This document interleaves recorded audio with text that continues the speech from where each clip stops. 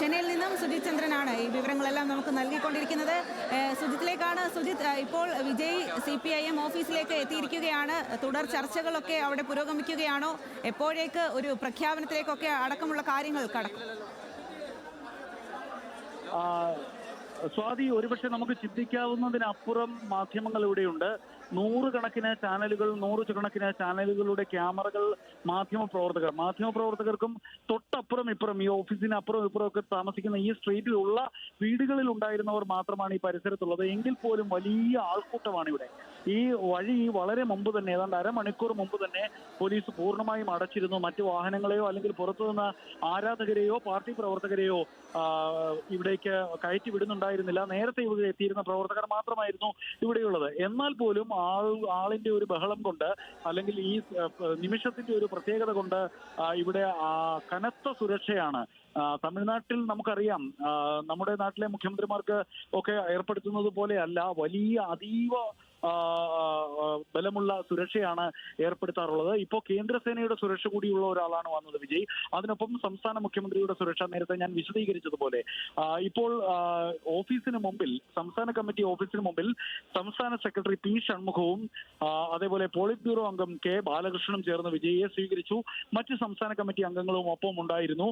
വിജയ് കയ്യിൽ കൊണ്ടുവന്ന shawl CPIM നേതാക്കളെ അണിയിച്ചു. CPIM നേതാക്കൾ ബൊക്കൈകളും ഷാളുകളുമായിട്ടാണ് കാത്തിരുന്നത്.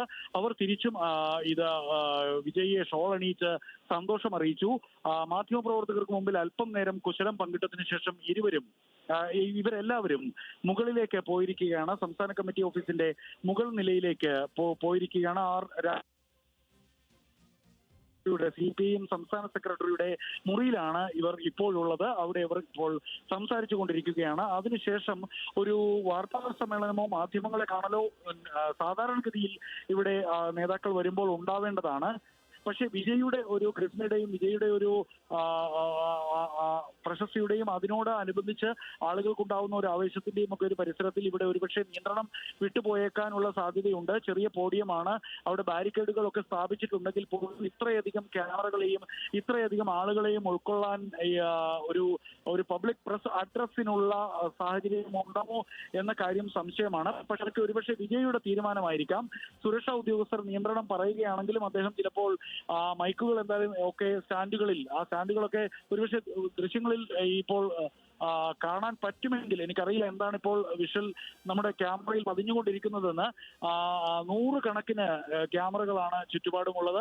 ഒരു പക്ഷേ വിജയ് പോഡിയത്തിലേക്ക് ഈ പ്രതികരണം നൽകാൻ തയ്യാറാക്കി വെച്ചിരിക്കുന്ന പോഡിയത്തിനടുത്തേക്ക് വന്ന് രണ്ട് വാക്ക് സംസാരിക്കാനുമുള്ള സാധ്യതയുണ്ട്. അതും കണക്കാക്കി പോലീസ് ആ ഭാഗത്തും വലിയ സുരക്ഷ ഏർപ്പെടുത്തിയിരിക്കുന്നു. ബാരിക്കേഡുകൾ വെച്ചിരിക്കുന്നു, കയറുകൾ കെട്ടി തിരിച്ചിരിക്കുന്നു. ഞാൻ നേരത്തെ പറഞ്ഞതുപോലെ ഇപ്പോൾ 118 ഇപ്പോൾ മുസ്ലിം ലീഗിന്റെ പിന്തുണ കൂടി വന്നിരിക്കുന്നു ഈ നിമിഷം എന്നാണ് അറിയാൻ കഴിഞ്ഞത്. പുറത്തുനിന്ന് പിന്തുണയ്ക്കാൻ മുസ്ലിം ലീഗ് കൂടി തീരുമാനിച്ചിരിക്കുന്ന സ്ഥിതിക്ക് DMK മുന്നണിയിലെ എല്ലാ കക്ഷികളും വിജയിയെ പുറത്തുനിന്ന് പിന്തുണയ്ക്കാൻ തീരുമാനിച്ചിരിക്കുന്നു.